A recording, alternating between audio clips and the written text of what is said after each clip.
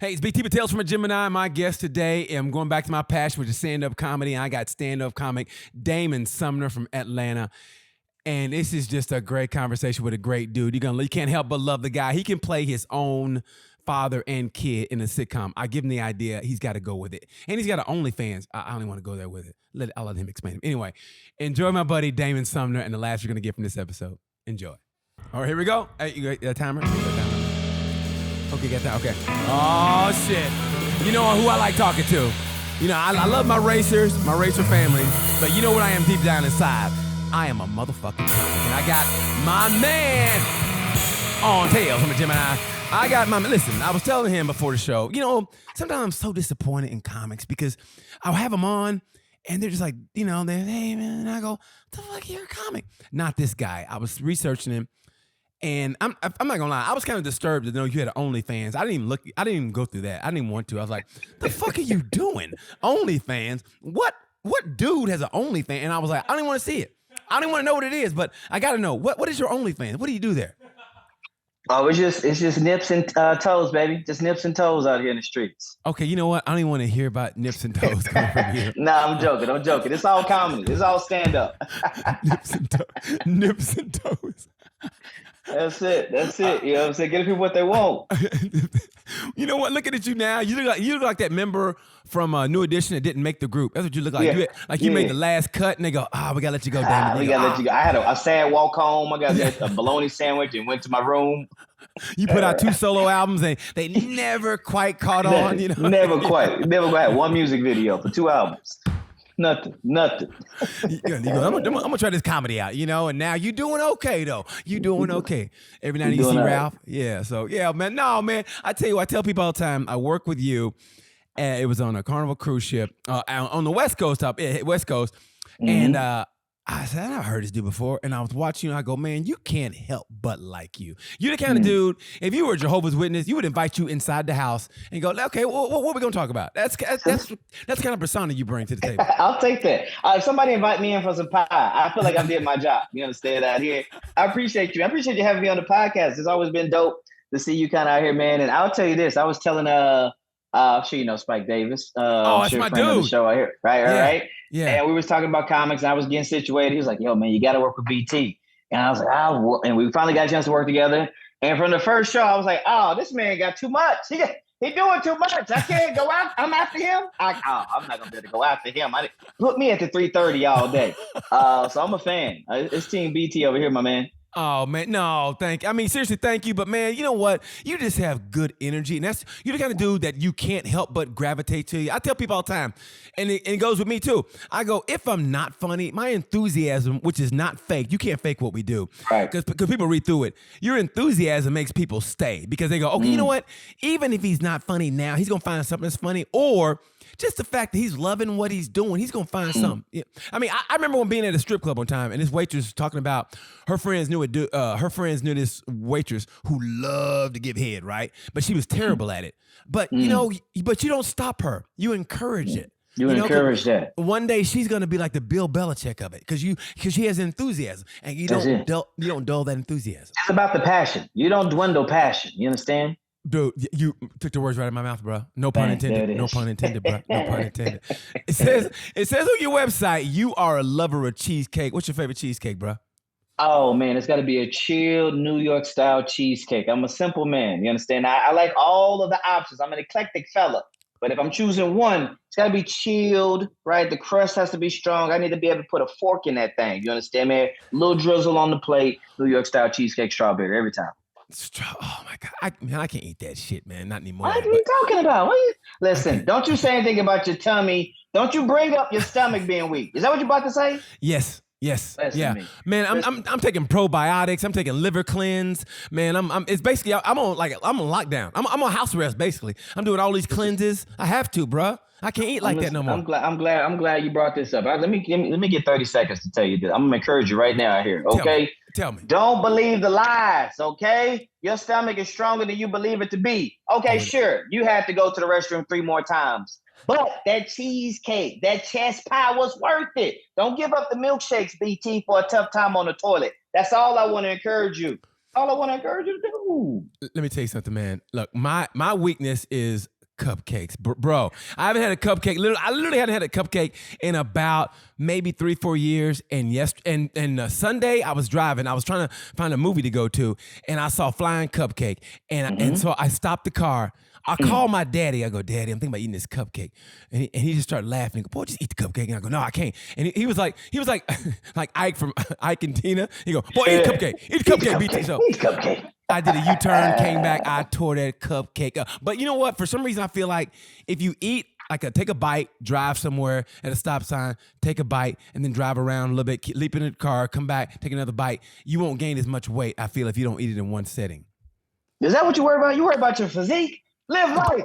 Stop this nonsense. Okay. Listen, I would take 2 days of diarrhea over a cookie and cream milkshake. I'm gonna tell you right now. I'm living in the present. I'm living in right now. I'm not gonna do it. This tummy has been through chicken nuggets, free lunch epidemic, the crack cocaine, baby formula pandemic. We've made it through a lot. You hear me? I'm drinking my milkshake, BT. That's all I'm saying. That's all I'm saying. That's it. I just want to be honest. I can't. Somebody said, "Are you lactose intolerant?" I said, "I don't believe. I don't subscribe to your notions. I don't believe in that."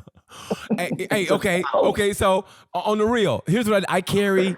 I carry Tums as my travel pad. I carry Tums, lotion, because I don't want to be ashy and get roasted on stage by somebody black, and Vaseline for my face, whatever. So do you carry Tums or Pepto-Bismol? I don't carry any of it. I'm just gonna send emails on the toilet. I'm a free man. I live to no bondage. You understand me? It's just the Western frontier out here. It's like, woo, okay. Now what I do, if there's anything I do is I have a timeline of when I can have it. Right? I try to if the stars are out, I don't really mess with it. I gotta have it with the sun. If I have it with the sun, then it's good. If you have a milkshake with the moon is out, then that's on you. That's not wisdom. You understand? You gotta be wise if you're gonna live on the edge. That's all I'm saying. So do you eat everything? Everything. No, so you're not. So there's nothing you to go, I'm not eating that. I mean, like, as far as you're not vegan or vegetarian, or you just. Oh no, we getting it in, brother. I need you to be dead and bloody. That's what I need in my life right here. You can keep that grass. That's what I'm doing. I'm vegetarian. I'm borderline vegan. Borderline. You look too good to be borderline vegan, man. Well, that's why I'm borderline vegan, because I don't eat meat anymore. See, there you go. Well, I respect that. I get my rest. I do my cleanse. I drink my water. What, bro? That's why I look like I do. That's why I look like I do. You know, I told my producer. I said, you look like a Kevin Hart before picture. Before you start working out, you look like a Kevin Hart before picture. I'll take that. I'll take Kevin Hart before money. So we ain't gotta, listen, we all winning. You understand? We all winning. Dude, you could be a stunt double. I mean it, because you have that energy. Watching you, like I said, it's nothing but positivity, and you have that Kevin Hart energy because you're quick, you're funny, like pow, and you get out of the joke. Bam, bam, you get out, and it's beautiful when you get out of the joke, go to something else. Like you hardly, in boxing terms, you hardly ever get caught. You come in, pow, you're funny, you get out of it. I mean, I was watching all your clips online, whatever. You never really get in trouble. Like you're like the Floyd Mayweather. You throw a couple jabs, bam, you connect, you come out of it like boom, give him the shoulder roll, another joke, boom. And I connected when you said you're afraid of the dark. I was like, this is why this is my man right here. Well, one, I appreciate the words I hear. Two, everybody's afraid of the dark. I don't know what we just gotta let these lines go as people. We all should be afraid of the dark. Hands down. Dude, I had girls I've dated. I made them get fucking night lights and plug them in. Like even if I'm spending the night or whatever, I just hit and spend the night. She's got to either turn the bathroom light on with the door open, but I'm not sleeping in pitch black.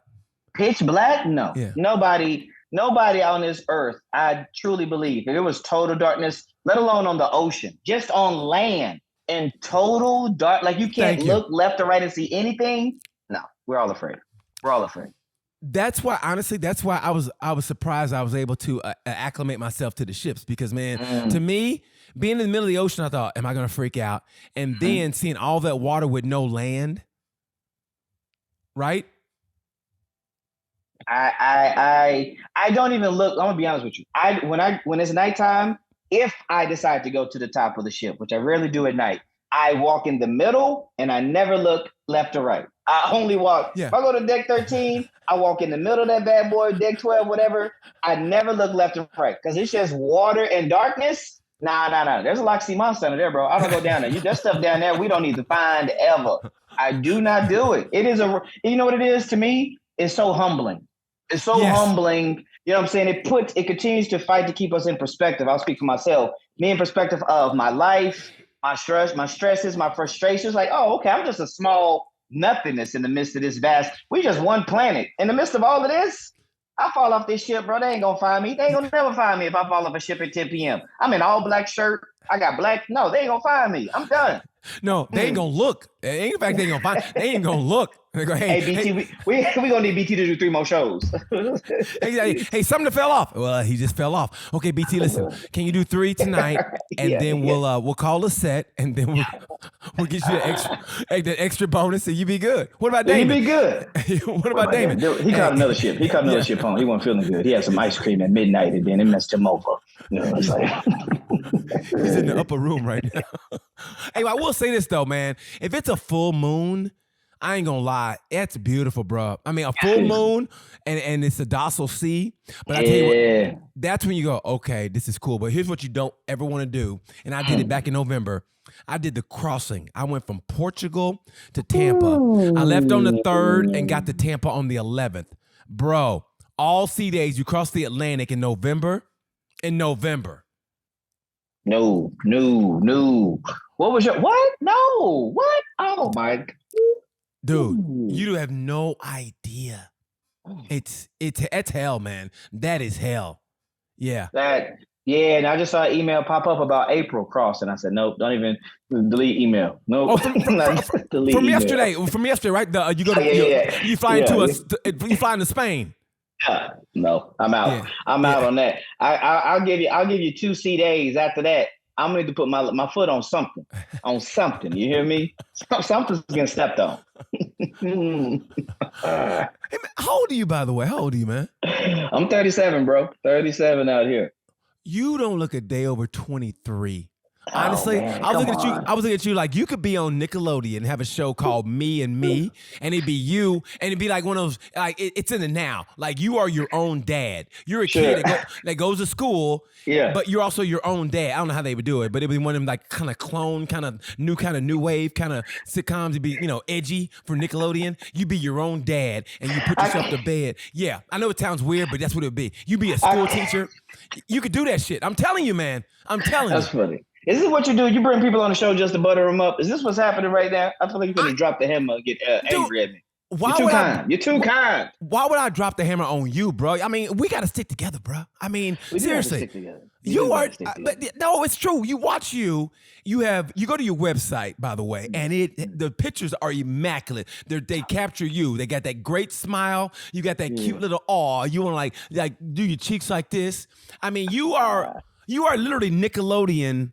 You're a Nickelodeon wet dream, bro. Oh my God. I'll take that. I'll be that. I'll come home from school and I'll be upset that the room is messed up, but it's my room because I'm the dad of the house. It's a both and I see a little CGI in there. I understand. We never see us both in the same scene at the same time. I'm picking up what you're putting down. I'm with you. You should write that shit because, like I said, man, you see you on stage, you can't help but like you. You can't help. But I mean, they ain't gonna like Cam Newton you like they did yesterday to Cam. Can't do that to me. Yeah, they can. Well, I'll tell you right now. Shout out to Cam, 1, for the self-control, but 2, I don't fight. So I don't fight. I've never been in a fight. That's one important thing to know. Never been in a fight. Okay. 2, I also don't believe in the principles that fighting only includes fists. I actually don't. I think that's a scam. If I ever got in a fight, I'm never going to use my fist. I'm going to use this stove top over here. I might pull a hammer out.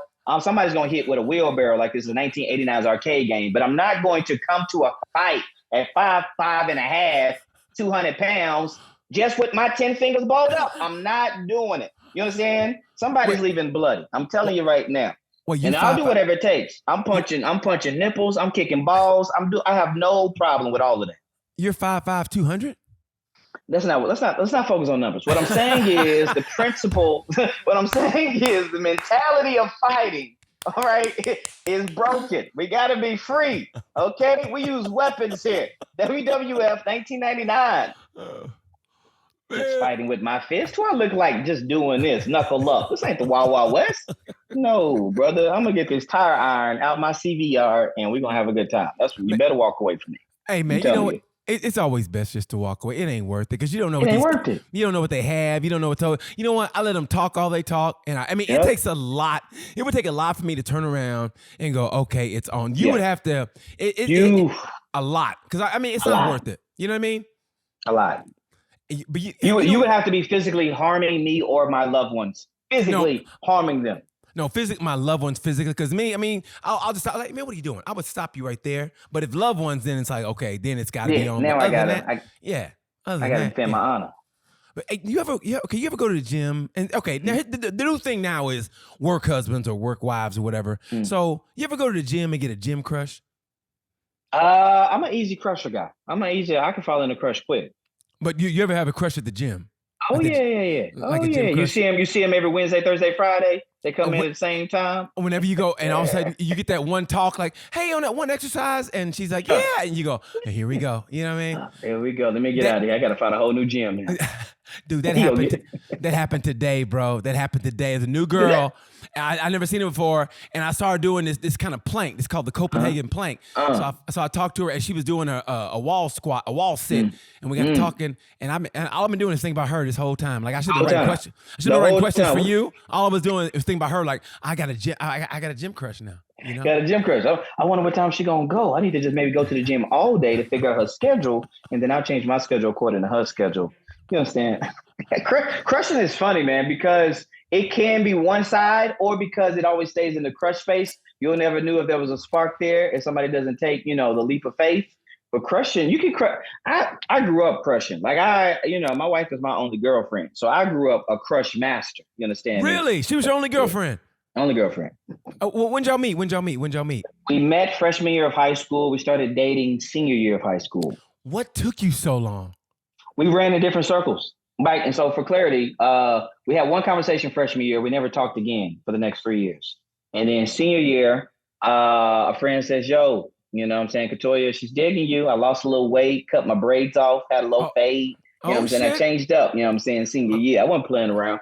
And I gave her a number and kind of boom, boom, boom. But yeah, it's really, really wild to think we were in the same school for 4 years and only had like one conversation. Dude, that's beautiful, man. Because I saw y'all had pictures together earlier on, and I was like, it was just beautiful. You could tell it was like that pure kind of. It was beautiful, man. I mean, I appreciate it. It was that you get kind of jaded. At least I'm kind of a little bit jaded, but I saw that. I go, that's beautiful, man. I mean, so she was always supportive of what you've been doing. Day one, always. We push each other. We encourage each other to chase dreams, live out ambitions. So yeah, we always been A1 day one for each other. What does she do? She's a fitness instructor. Yeah. She's a fitness instructor. Yeah. And you're 5'5", 200. Listen, again, we're getting caught up on the small things. What matters is that love is real. You understand? That's what we need to talk about. Real love. Okay. I say numbers one time, and he gonna run this call back for 30 minutes. Don't do it. You do a little crowd work at minute 2, and then it's just every 6 minutes. Pow. So you said you ain't never had no. Okay, you ain't never. Okay, all right. I had to go, man. You're the only one I can do this too, man. All the other comics be like, "What, man? What are you trying to say?" And they take the headphones off and it's out of here. I knew I could poke fun at you, but this man. But I think that's beautiful, though, man. I really don't think it's beautiful, and the fact that y'all support each other's dreams, that's what's up. Because people don't realize, like. When you do this, especially if you do this before you meet somebody, and then you meet somebody, and let's just say, you know how comedy is, handles ups to the webs and flows. And if you meet the wrong woman while you're down on comedy, and you fall in love, and she goes, and you start thinking, you know what am I doing, man? I should just go ahead and get a real job, whatever. And then you realize when it starts on the upswing, and then all your partners start landing maybe TV shit. And you start realizing, I should get back in. And she goes, no, you have to do this. You got to get a real job. And you go, this is the wrong one. Yeah. No, that was a huge aspect for us early on. And even probably more so now as we've kind of, grown as adults and professionals, whatever the case may be. But that's one of the things that, I don't know, love or not, even platonic, friendship, family, when you have people who are down with you for the highs, the lows, the ins, the outs, like you can't beat that. This life, these days aren't promised. Et cetera, et cetera. So when you got people who are willing to ride with you, you know what I'm saying, and the in-betweens along the journey, because there's never really an end point, right? There's never really It's just like accomplish, on to the next. Getting accomplished, on to the next. So if you got people in your life, in your circle, man, who ride with you for whatever, and vice versa, you pushing them and they pushing you, I think it's the best. I think it's absolutely the best. Now, when did you first get on stage? Was like in high school? Was in college? When did you first get on stage? No, man, it was so I didn't really know stand up comedy until after college. Really? Why is that? Why is Yeah. that? You know, I think a lot of times when I hear comics, I don't know if this you hear like they'll bring up like it was like around them. Like my dad used to listen to Cosby. My mom used to watch Carlin. My folks used to stay up and watch SNL. I didn't have any. I grew up in a very Christian home, and my mom was like, "You ain't bringing none of that Kings of Comedy cussing in my house." And so, we didn't really have cable in the '90s, so no Comic View, no Def Jam. So, I'm the oldest of three boys, single mom. So we were always funny. We're always, making fun, just living life and laughing. So I always loved to make people laugh. But as far as the art form around stand-up comedy, oh yeah, it wasn't until I got to college and afterwards where I even kind of got exposed to it really. And then, long story short, I'm cutting up with a friend and a stranger. I don't remember who he is. He's like, "Yo, man, y'all funny. You ever thought about doing stand-up?" And until that moment, bro, being honest, until that moment, it had never come across my universe to even consider thinking about stand-up comedy. But we sign up for a mic, October 27th, 2010. And, as cliche as it sounds, the rest is history. We didn't look back. It was like, oh, yeah, this is what we need to do. How'd your first set go? Were you nervous? The first set was fine, but I was very nervous. We're not gonna lie. But the first set was fine because I had a lot of supporters there, friends, family. It was a big whoop to do. And then I bombed for the next 6 months. And then why'd you bomb for the next 6 months? What happened? Yeah, well, all the support was gone. And then also, you're trying to figure out a new world, right? You're trying to figure out a new space. What's the joke? How to write a joke? Premise, act out. Like you're just trying to figure out this whole new world, literally, this whole new, like put almost on a new body. You got to figure out your arms and your limbs and your messy. You're falling down. Right. Yeah. Well, who took you under their wing or did anybody? I mean, who like said, hey, helped you out to where you go, this is how you write a joke, this is how you craft a joke, or did anybody, or did you just have to find that shit on your own? It was me and my homie, another great comic here in Atlanta, David Perdue. We were road dogs. We both were together going through the fire together. So I remember we got the Comedy Bible by Judy Carter. I don't know if you know the Comedy Bible with Judy Carter here. Yeah. We would go to Barnes and Nobles and sit down and just go through the book together.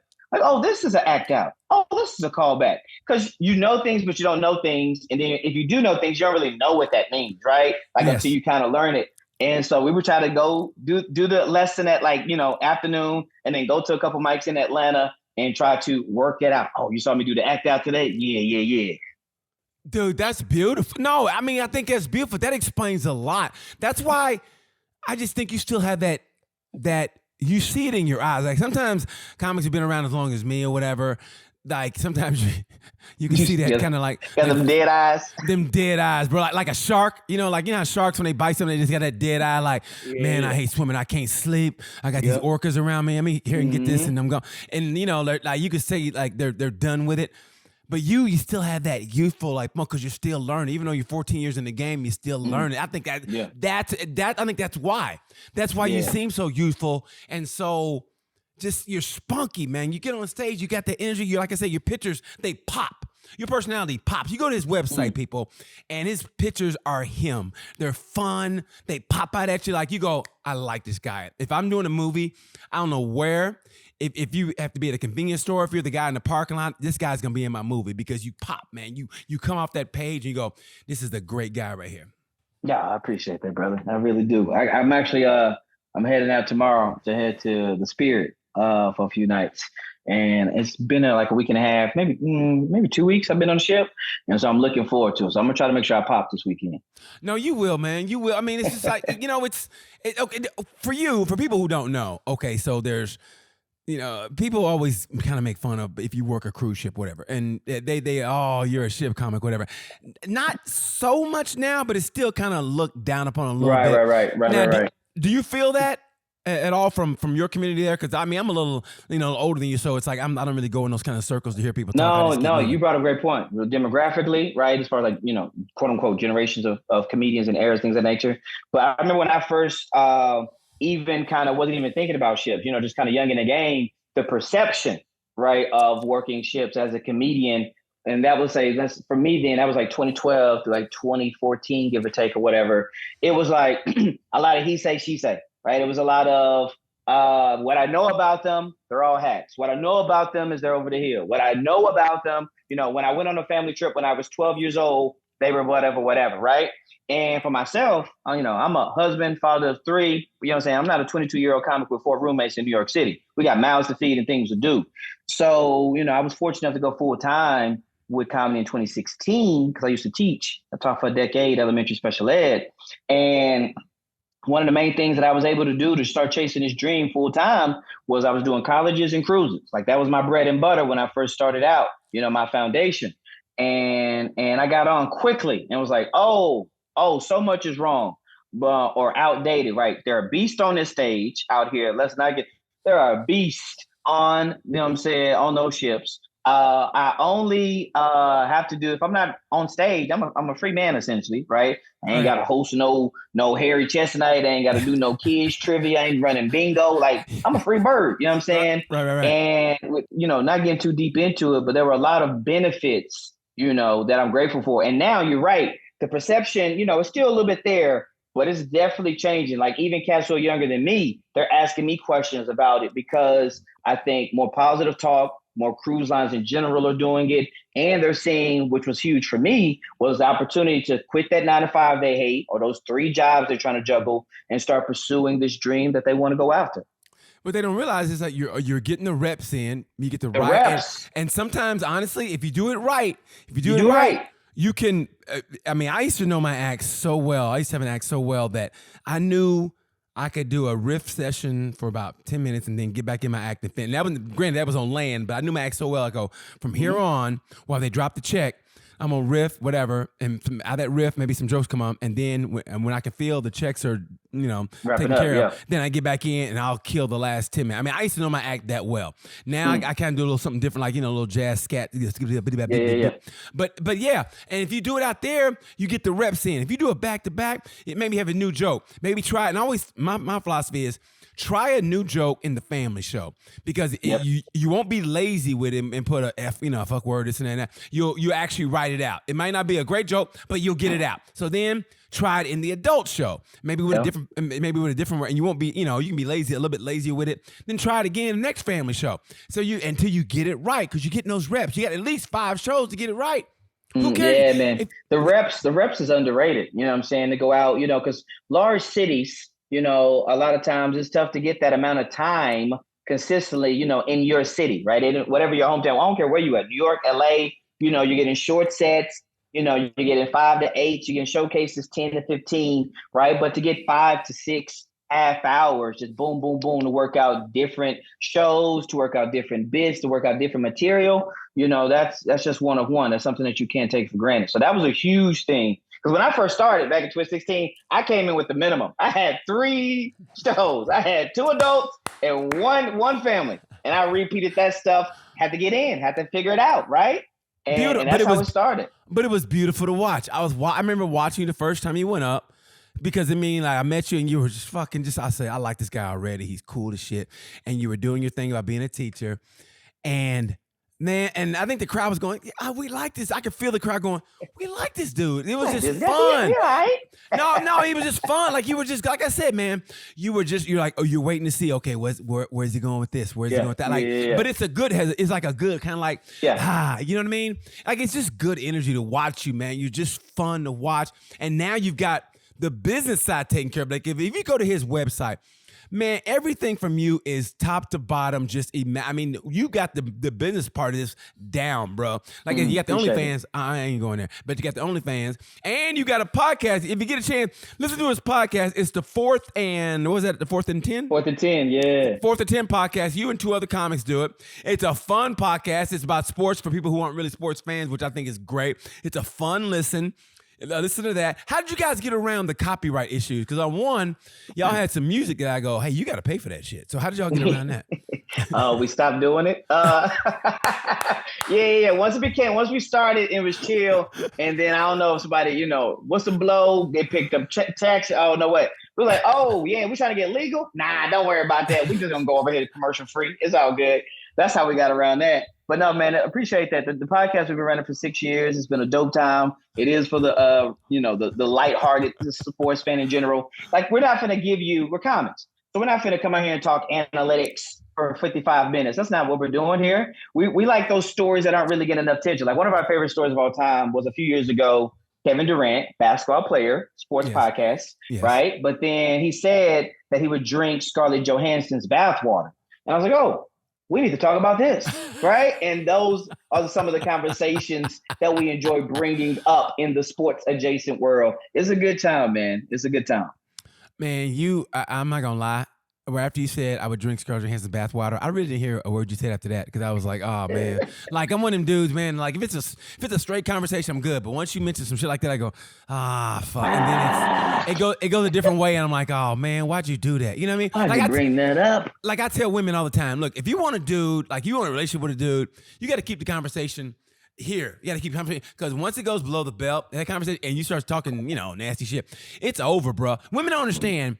We're like werewolves only, and only we know it. So if you're talking to us, we're looking at the clouds, and it's like, okay, we're all good. But man, once you start going, so what do you like to do sexually? That's when the clouds start dissipating, and you see that, and you see that moon, hold it in. At moon is full. You're like, you need to leave. You need to leave. Yeah. And let's get back to quinoa. No, but tell me about if I take off my you trying to hold it in. We need to get back to quinoa. So you like chocolate? You like strawberries? And like, all right, well, listen, obviously, you trying to get back to cheesecake. Get back to cheesecake. Get back to cheesecake. So what's your overall goal with this? Because like I said, you're still young in the game, and I just think personally, you're at that stage. If the right people see you, like I know you. Did you do Heart of the City? No, I didn't do Heart of the City. No. Now, did you meet Kevin? Never met Kev. No. I was gonna say, man, I just think. If Kevin saw you, I mean, like I look at you, I go, man, we gotta make a project for this dude. And if I were talking to you, like I was watching your shit last night, if I was talking, I go, man, you know what? This guy's nice. He's so he could be mainstreamy, which I get so pissed off when sometimes like black people take that the wrong way. But there's nothing wrong with that. You be nice and mainstreamy. You're just a fun guy. You're fun. Not everybody can be edgy. Not everybody can be, a Malcolm X guy. Remember, that's what's beautiful about this. What we do is, there's different types for everybody, but you be that nice, just that cool dude that, I love this guy, the lovable, whatever.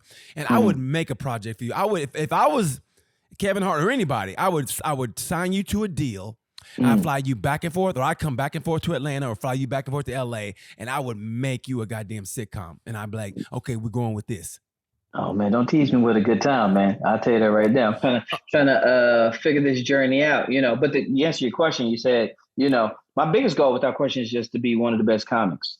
Period. That's just my goal. Is I want to be the best absolute comic that I could be. I want to be both. I want all of it. I want to be a comic, and I want to be your friend's favorite comic. I love comedy. I love making people laugh. That's one of the things, when you brought up, like when I started, whatever, I didn't have the origin story like many, but the pandemic reminded me of something, was that stand up as the art form, love it.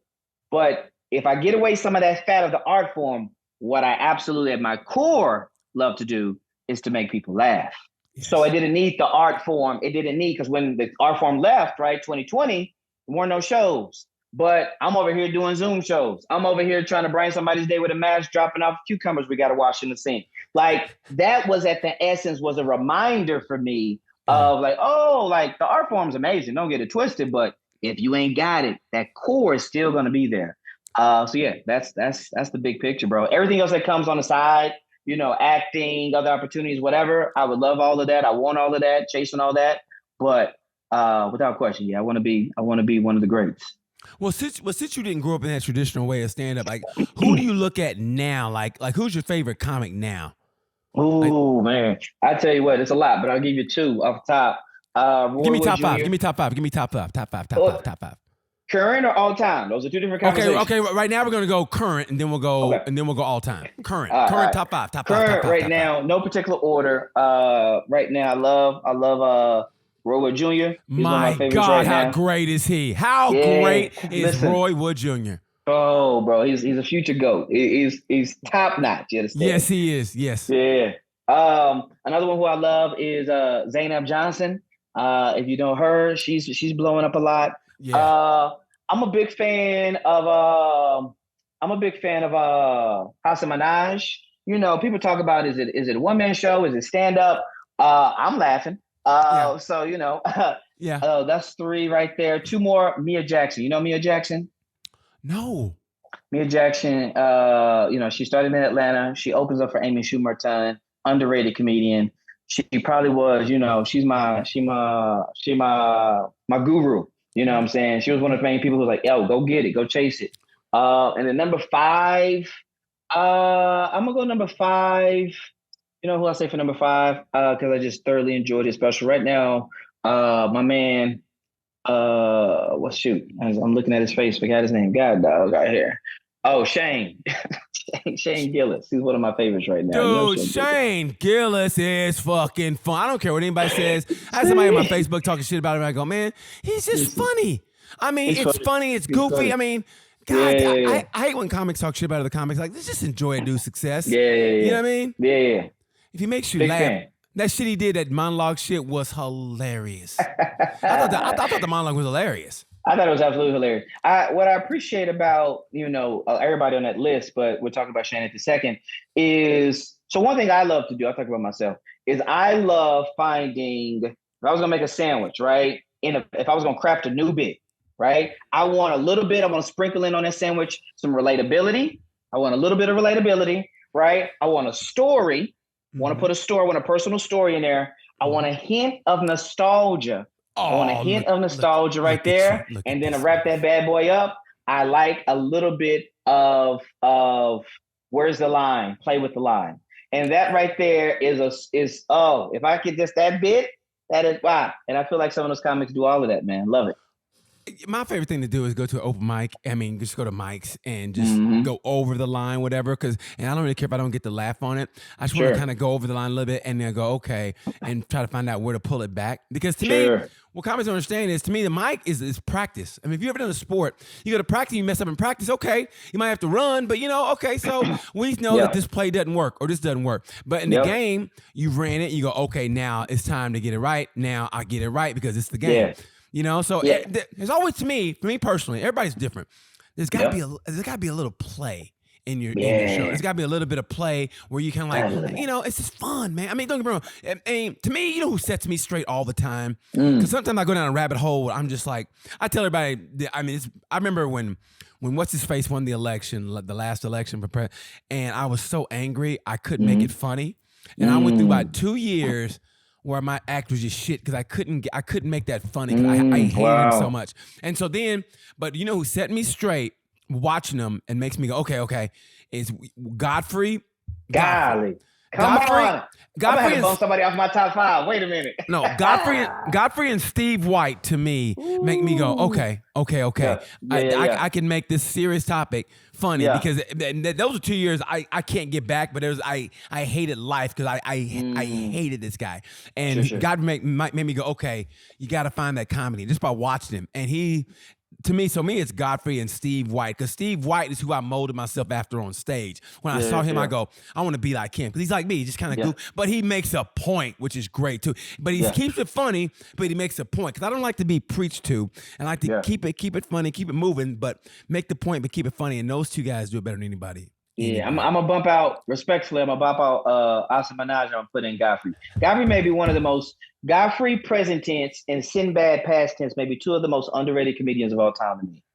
Man, Godfrey is definitely underrated. He's kind of guy that honestly, he's so funny that I think people have discussion groups to this guy. Like, why isn't he bigger than he is? 100%. 100% that. There's got to be something there that we don't know, that because I remember flying into LA to go do when the imagination and the inspiration were out there, and I remember just being in baggage claim, and Godfrey was holding court, making people laugh for no reason. You understand me? For no reason. He was just there, and he had a little crowd around him, and some dude came up and goes, "Hey, man, I got a gig, blah, blah, you want to do it?" And Godfrey goes, "Yeah."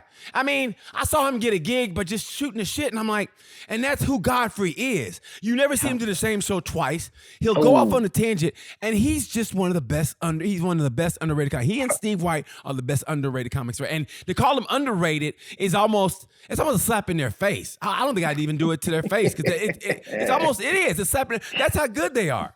I think you said it right. He should be bigger than what he is, respectfully. You know what I'm saying? That's maybe a better way to say it. But I was in New York 3 weeks ago, and I went to Big Fat Pussycat and Midnight Show, and he's on there. It was a dope lineup. Sam J is on there. Godfrey's on there. Dope lineup. Tony Woods pops in. Dope lineup. And so Godfrey goes up. I'm not going to give any punchlines away, but the topics that he talked about, one was nunchucks. Talk about nunchucks for 7 minutes and just absolutely crushed, from his pacing to his playfulness, you know what I'm saying, to that relatability. It was just like, and he could have chiseled that bad boy down another 15 minutes easily. You know what I'm saying? And then by the time he changes topics and he goes to libraries and he comes back with a callback just off the whim, I was like, this is the art form. This is it. He's that club fighter that no one knows about, and like he's on the undercard. You go, why isn't he fighting for the title? Who is his manager? You know what I mean? I mean, he's like the Winky Wright of of comedy. You know what I mean? And let me tell you something, man. That you mentioned it. Sam J is about to be a goat herself. Sam J is a fucking beast, bro. 100%. I saw her come here, and she's another one. Like I said. Even because she had just done her special, so she's working on a new hour, so it's a lot of long form. But even in that long form, you're watching like just the thought process to bring it out. And I mean, damn, dude. And you know what's great about her? If you get deeper with it, what I hate people who analyze it too much, but to analyze her is, she's kind of on our side, which is great. She's on a dude's side, which I'm talking about putting a strap on and fucking a girlfriend. She goes, man, I owe men a fucking apology. Like, this is tiring. You know what I mean? It's like, thank you. You know what I mean? Hey, that's all we said. Yeah, I thought that was great. And I mean, just watching her, bro. Watching her, Absolute beast. The thought process is something I think is underrated too. One reason why I love watching comedy, watching other comedians, is to see what their their POV was. Because in general, as a fan, I always find it fascinating and hilarious. But then too, now also as a comedian, it also makes me think. I'll try to stay with them on their topic and see, what I think about it, where I can go with it. What's another perspective, how I feel about it. That's one thing that I always pair. It's just a different POV of every comedian. Now, is there some place you won't stray as a comic? Because which is nothing bad. Because I remember talking to do you know my buddy Dwight Simmons? From Indianapolis. I know Dwight. Love Dwight. Yeah, dude. Honestly, the first time I saw Dwight, I go, that's me 10 years ago, 15 years ago. But he's a better writer. And I tell you, you're a better writer than I ever been. But we kind of have a similar thought process, and I love Dwight. But he was telling me there's a comic, and he wouldn't tell me the name, who's a big name comic, and they have all this stuff written out, but they're to the point of, like, his audience won't let him go there. He's kind of a clean comic, whatever. So he can't go and do the dark stuff he really wants to do because he's kind of pigeonholed because he's making a lot of money as this character, whatever. So are there any topics you wish you could talk about, or you just don't feel comfortable going there, so you just leave them alone? Yeah, great question. There's not a topic I wouldn't talk about at this current time, to me personally, but I have to care about it. And if I don't care about it enough, then I'm not gonna write or attempt to joke about it, right? So like I don't. Let me change the word. I don't care about it in the sense that I think I need to write a joke. Let me add amplify to that statement. Case in point, school shootings, dark, strong, edgy, almost taboo topic. Not a good topic on the surface, right?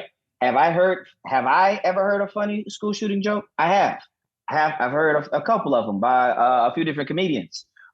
Do I have a desire or something strong affinity to wanting to talk about that topic or another topic? It can be anything. Abortion, religion, gun control, like, you know what I'm saying? Suicide. Like, there's so many topics that can kind of go in that box.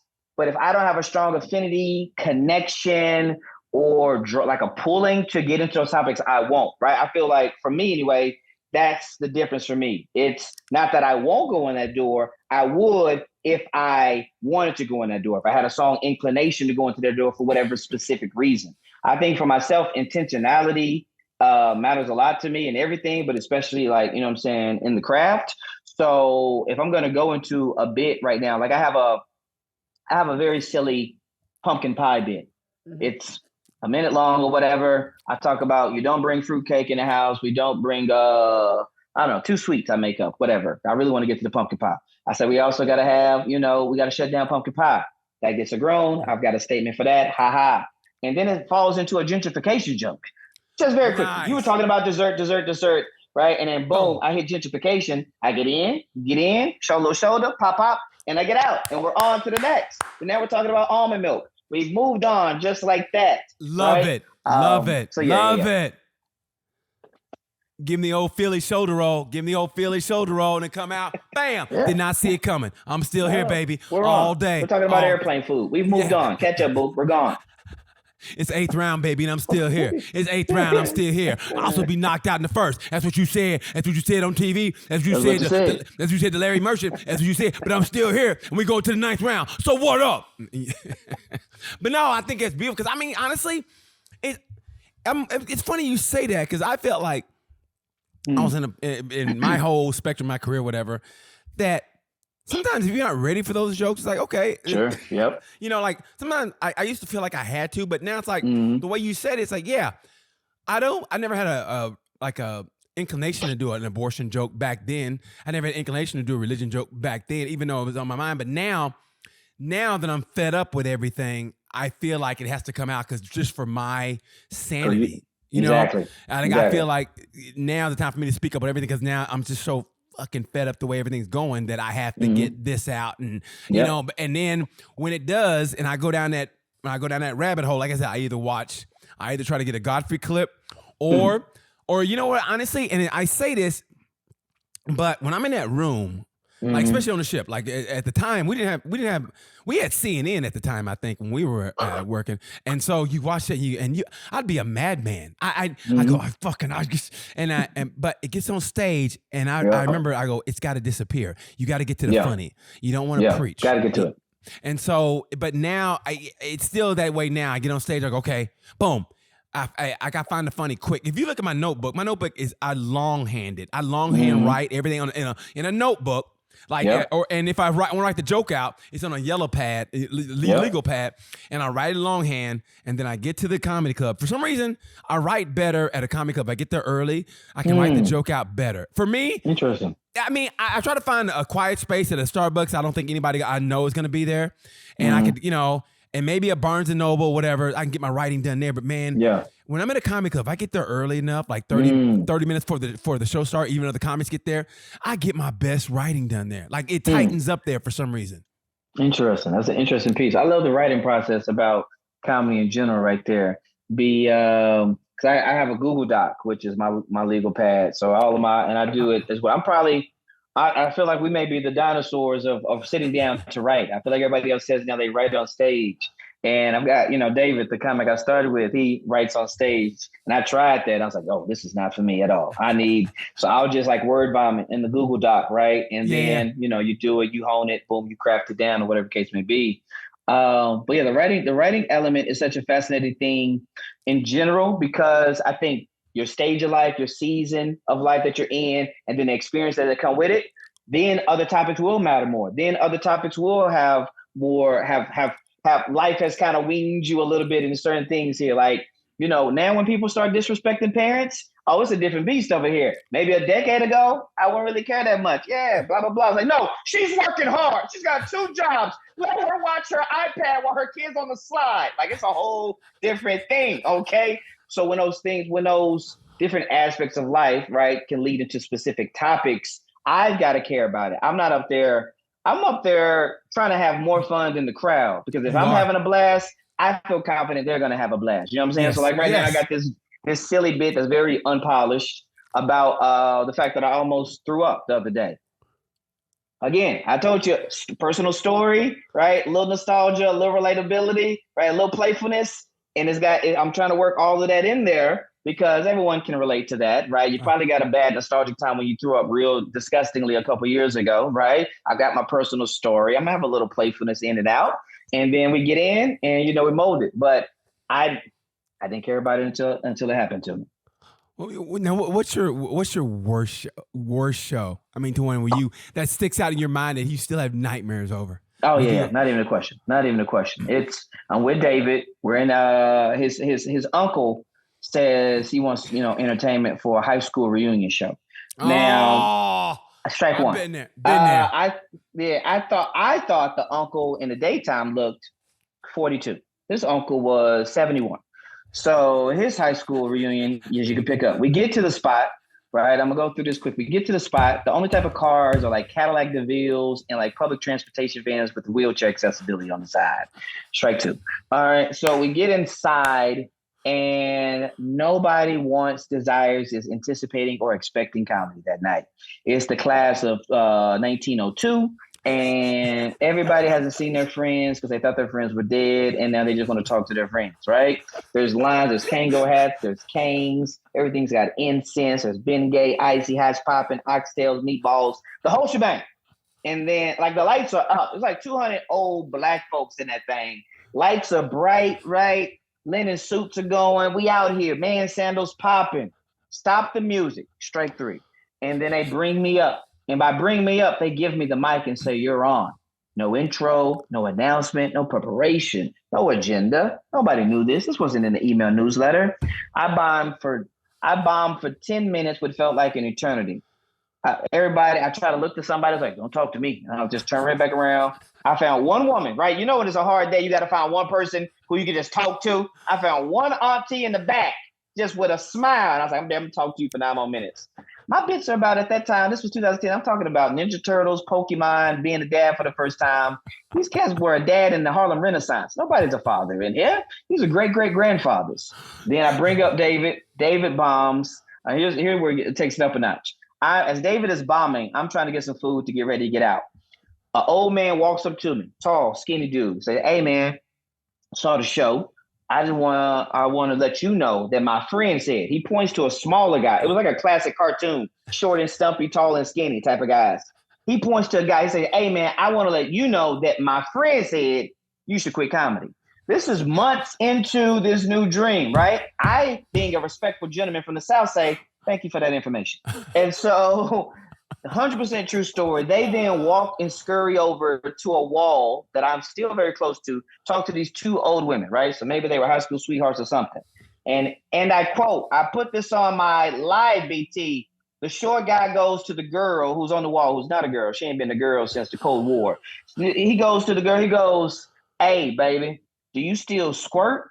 And at that moment in my life, I realized I had made a poor decision. I realized that I need to get my oxtails, get my mac and cheese, and get out of that, BT. Worst show, hands down. Do you still squirt?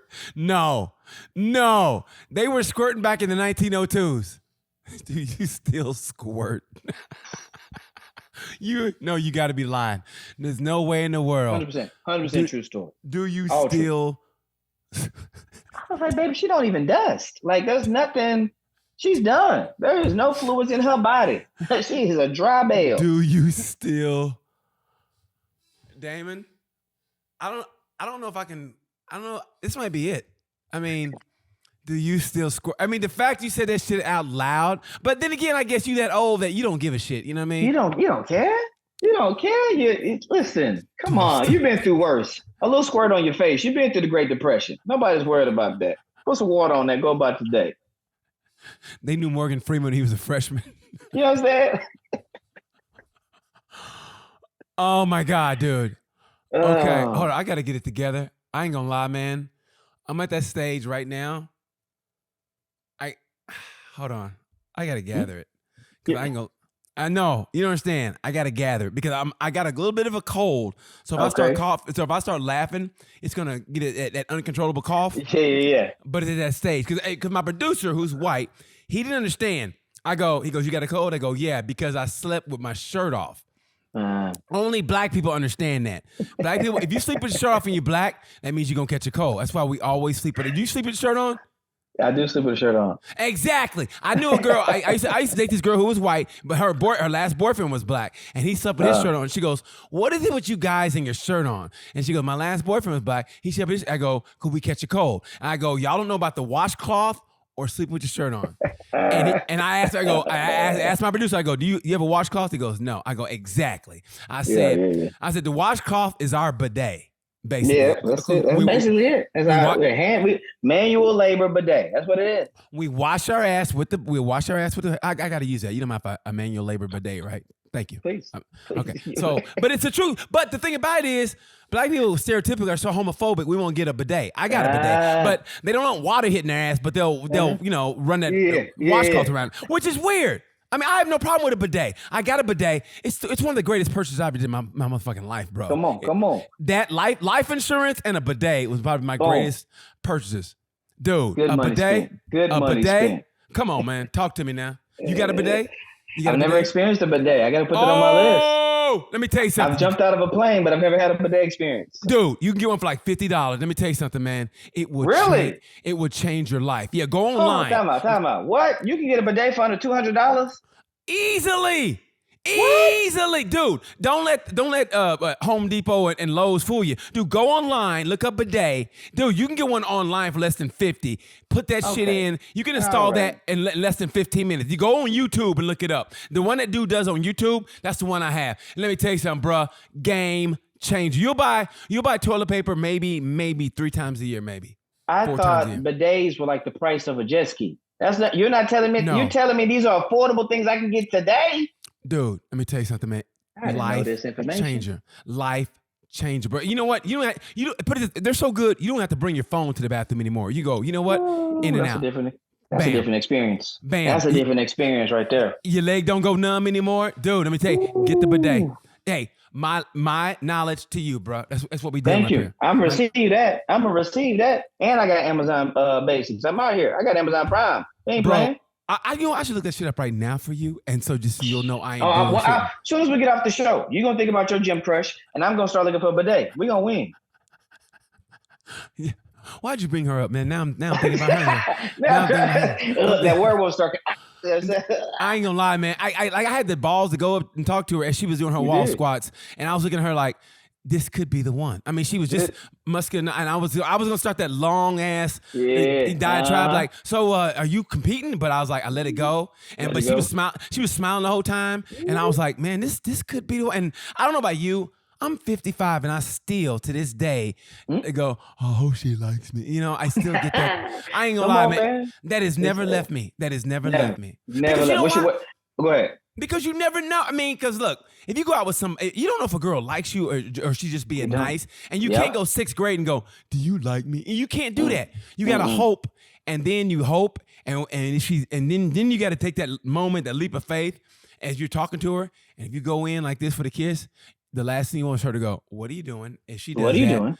Dude. Whoa, I'm sorry, what? Yeah. What are you doing? She looks around, what are you doing? Hey, you don't come back from that shit, bro. No. You're moving cities. Hey, you're a Tulsa comic now. You're out of there. Hey, I heard you talk shit about Tulsa, man. I heard you talk shit about Tulsa. My mama lives in Tulsa. I'm from Muskogee. I heard you talk shit. I was gonna leave it alone. But there's sweet people in Tulsa. Listen, before you say anything, you were right. But still, you don't talk about my home state like that. Although you're right. But listen. You said I'm from Shreveport. We both in the same boat. You said nothing but convicts, and what else did you say? Convicts and what now? I haven't done that bit in ages. I don't remember. No, I heard that on the podcast. You go, man. Oh, I did it? Oh, I definitely don't remember. I don't listen to that podcast. Yeah. I definitely don't remember that. If I said on the podcast, people come up and say, y'all enjoy the podcast. When you were talking about this, and this, I was like, brother, I don't know what you're talking about. What happens in that podcast studio stays. Because once I'm done, it's a whole different beast. I said stuff today. We recorded this morning. I was like, I don't know what I said. I blacked out. But but to me, it's the best way, and that's why you never. If you have a joke that you got to get out, you got to get it out that show. Gotta get it. Because if you let it sit, it's not gonna pop. You got to get it out the first time, and then you can work on it. But if you let it sit, it's not gonna work for some reason. And I don't think anybody can explain why. But when you have a new joke, it's almost like the crowd knows it's new and they're with you on it, even though they don't know when something new. Like you have that energy, that new joke energy. To you. You know what I mean? That new joke energy is one of the best feelings, right? But you know, on the other side of that new joke is the possibility of a bomb joke, right? It's like that. So I think what you hit on, I don't think we can put it in a formula, but I think one element of it is that energy. Like there's a couple bits I'm excited to work this weekend here that are new, right? It's just like it's going to be messy. I don't really know where it's going to go. Like I don't really know all the punchlines yet. Like it's just like a discovery, and they kind of get the privy of being on that journey with you, and that excitement and that zeal, bro, is bar none. It's like making homemade nachos. You go, man, I don't know what I'm putting in this motherfucker. But I got like 8 things. Yeah. I got meat. I got chips. Now, side note, real quick question. It's a very important question for our friendship here. Do you consider nachos if it's just chips and cheese? Yes. Yes. Is the cheese sprinkled on top? You want sprinkled or you want it melted? No. Is it sprinkled on top or is it in a little container and it comes in the same kind of thing? It's just like in a cup. Yeah, it's still nachos. It's still nachos. Why? Is there a big debate on that? It's a huge debate. Man, you know what? I haven't eaten nachos, and I'm gonna say at least 20 years. Haven't eaten nachos, God. Bro, I can't do that no more, man. Hey, as Rick James say, the things I used to do, baby. Listen, pop 3 times on the way there and live. Bruh, I there's things I can't eat anymore, and I won't eat anymore. And I mean, I'm done with it. There's things that I will never eat again, and I'm fine with that. It's like seeing that girl. Y'all had a great time during that one crazy period of your life where y'all were like, y'all were having sex in stairwells and like almost got caught. Yeah, and, heavy. Yeah, and then you see her go, hey, what's up, girl? Hey, and she's like, are you single? Yeah, you? Yeah, and you go, that's good, and you just keep walking. That's why I'm now. Man. I keep moving. that was a good time in my life, but I moved on, baby. You know what I mean? Respect this self-control that you have right there, man. Maybe I'll get there one day. Man, I mean, honestly, like, there's nothing really and like, I have to pace myself with the pizza. Like, pizza's a treat thing for me, and it's got to be a thin crust. It's got to be vegan, thin crust. And even then I'm like, like I was on the celebration every night, only because Vince Morris is there, that son of a bitch. 3 nights in a row, I had pizza, and I was like, okay, this is gonna take me at least 3 months to work this shit off. But you know what though? Hey, he was my boy, so that's why I did. But only then did I eat pizza. But now I go without pizza. I didn't go look at the shit. But my go-to what cheesecake is to you. Beignets are to me. Beignets. Let me tell you something, man. If you're in New Orleans, you got a drug problem, carry beignets with you at all times. So if a cop pulls you over and just be eating a beignet, go, hey, what's up? And you'll have that white residue on you. And they go, oh, you eating a beignet? Yeah, man. And he'll just think like, you're a big fat piece of shit. And he'll never put together that's cocaine. Always love carry beignets. Dude, beignet. When I get off the plane in New Orleans, the first thing I do is Cafe Du Monde at the airport, and then I'm ready to go to the ship. Boom. Dude, just like that. Gotta have it. That's the only thing that probably is my like, oh God. You know, I'm like, oh God. You know what I mean? Knees buckle. Start getting sweaty. It's like seeing my gym crush, and she goes, hey, the guy from the gym. And you go, oh, I might have to do this. You know what I mean? Yeah. Can I touch your dumbbells? It's a whole different situation out here. It's a whole different situation when the gym crush go at it. Can I touch your dumbbells? Yeah, that's creepy. Because I'm at that age where like now, even if I said something like that, they would go, that's creepy. And then they tell somebody, and then I'm never going to the gym again.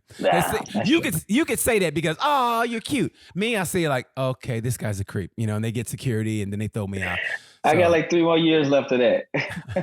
No, you're always going to look young. That's the thing about you, bro. I'm telling you, man, you got to start writing your own vehicle. But you know what? Just start writing notes now. Write what I said down now. Just write notes. You don't make them joke, just notes. And I'm telling you, man, you're going to come up with something because you got that perfect look. I'm telling you, man, you are just if you guys get a chance, go to his website, go to Damon Sumner. Is it DamonSumner.com? DamonSumner.com. Dirty Damon. I don't know why you call yourself Dirty Damon. Like nothing about you is dirty. You just a nice, So, clean it's a kid. different side of me.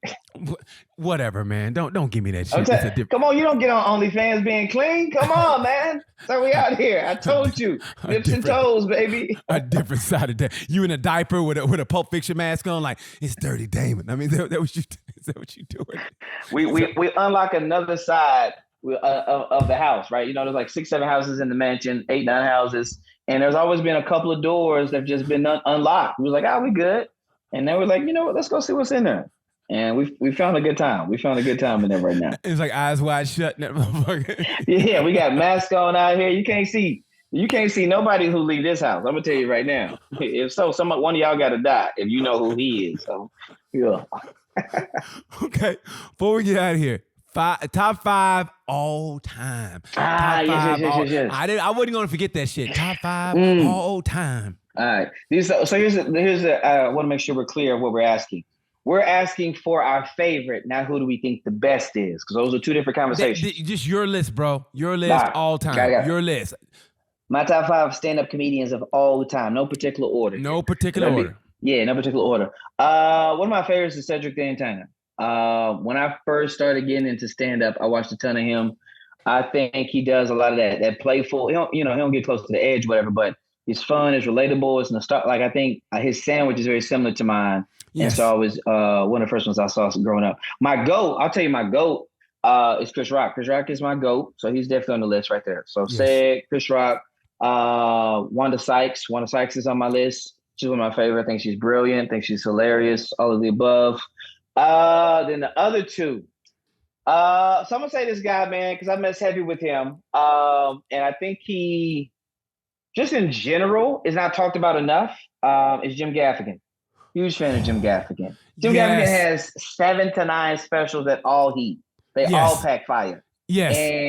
And his ability to take chapstick and make this into an 8.5 minute chunk with pound for pound jokes, you know what I'm saying, is absolutely a superpower. So Jim's on my list.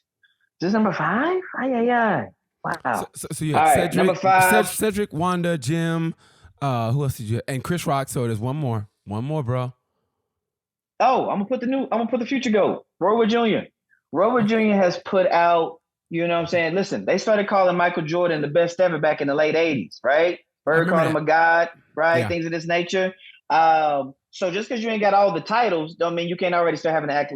I mess heavy. I think he's absolutely intelligent. He's so smart.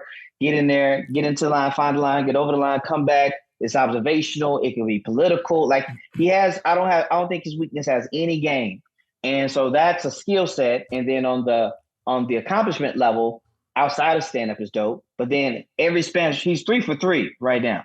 Every one of them hits on point. Was it 4 for 4? It might be 4. He just dropped in there. I think it's 4 for 4. He hasn't missed. It's not a weakness, don't get me wrong, but he doesn't have to be, don't get me wrong, but he's not really physical. He doesn't have to act out, which, I mean, with writing that crisp, you really don't need it, but that's the only thing about him. It's like, okay, I mean, don't get me wrong, it's not a weakness. I mean, he's, sure.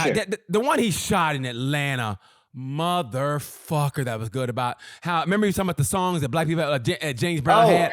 Detroit City. New York, I was just telling you what cities were safe for black people. I mean, to come up with that bit, that whole special was nothing short of fucking brilliant. And when you have bits where, like, I can say I have a Confederate flag bit, and then I see his bit, and I go, God damn it. You know what I mean? I go, man, what am I doing over here? What am I doing? Yeah. He's basically, like you said, to me, he's Dan Marino. Dan Marino was the best quarterback with no titles. He was a great quarterback. You know, they always say Dan Marino had the quickest release. He was the best quarterback. He just didn't have a title. I mean, and if John Elway wouldn't have had John Elway last 2 at the end with Terrell Davis. Terrell Davis helped him win them championship. It's just like Peyton Manning. What's his name? The end defensive end helped him win that one with the Broncos. With the Broncos. So you're still great without the titles, but yeah, man, Roy Wood is great. Roy Wood. I mean, yeah, man. God damn, he's good. and a Love good it. dude too, man. God damn, it's a good. I knew it was gonna be a good chat, bro. I mean, for anybody else, if you were listening and you're not a comedy head, I'm sorry. I try to make it to where everybody likes it, but man, when I'm talking to a comic and we start talking the shop, there's nothing I like doing better than talking shop with a comic. And Love it. man, and I just know, like I said, man, I just hope you get in front of the right people who go, this guy right here. Because honestly, yeah, I mean, if it was between me and you, which if me and you going for the same part, something's wrong. But if I would go, you know what? Go ahead and give it to Dame, man. He's got a family. I ain't got nobody, man. I'm a rebel. You know what I mean? I give it to you, bro. You need that shit. Seriously, man.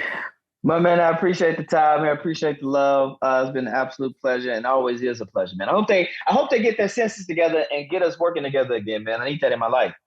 Dude, I would love to, man. Honestly, like I said, nothing but good positive energy. You're just Nothing a good but. dude. I saw, and I had Isaiah Kelly on like a couple weeks ago. And he's another dude. Like I met out on the West Coast, and we hit off too. Man, if you give me that good energy, we good, bro. You know what I mean? Because if you went there and you tore the house down, man, I don't give a shit. Good for you, because that's on you. It's nothing but you and the microphone. That's why comics.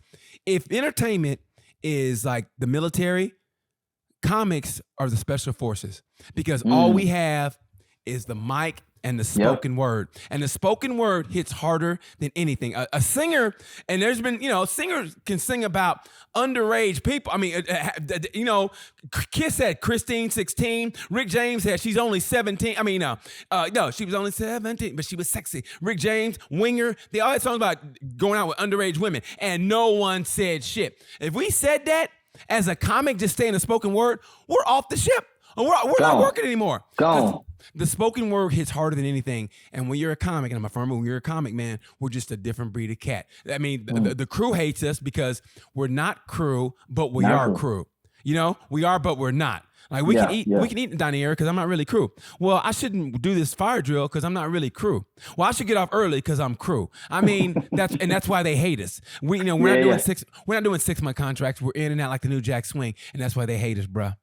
But you know what? We make money, we get in, and we get out, and that's why they hate us, Assassins. And that's what we are, bro. That's what we are, bro. We are the special force. And that special force you listen to is Damon Sumner. Go to his website, damonsumner.com. Go to his Instagram. I'm telling you, you're just going to laugh. He's got and we didn't get to that, a dry bar special. That's hilarious. He had a dry bar special. Don't you have a new one coming out too? Not right now. Okay. I got the dry bar that's out. I got my album that's out. I Know Who I Am. And I got that's what it was. The OnlyFans has my Dirty Damon half hour. That's where it's at. Okay. Yeah. Okay. And if you watch the dry bar, that's a different vibe than the OnlyFans. I want you to know I can do it all. So I showcase that. I'm not watching the OnlyFans. I don't want to be like, oh, you gotta get on that, man. Get a subscription, get a membership. You know what I'm saying? Get over there. There's cupcakes. They got cupcakes over there. I don't want to see you in the cupcake. I don't want to see no nips and tips. If I pop out a cupcake with a big A in my mouth, you got to support. I'm gonna tell you right now. I don't want to see that shit. Wait, we're gonna do this again. When you got something dropping, we're gonna do it again. And then we're gonna talk about how you started comedy in China. You were one of the first people that started comedy in China. We got things to talk about. Of course we do, but when we get to it, man, I knew it was gonna be this way because, man, you're just a good dude. And to me, I love this guy. I get to catch up to the passion that has always been in my heart, which is comedy. I love motorcycles. I love everything else in life. But God damn it, I love my job. It's not even a job because it's just a damn good time, as the Beastie Boys would say. So Damon Sumner, thank you, bro. Anything else you want to say to the peoples? No, man, I appreciate you having me on, man. Y'all laugh more. We need it. Yes, we laugh more. Follow Damon Sumner. Trust me, you will not regret it. You'll get a laugh in. I'm BT. Thanks for listening to Tales from a Gemini. And like I said about this time, you know the word. Peace.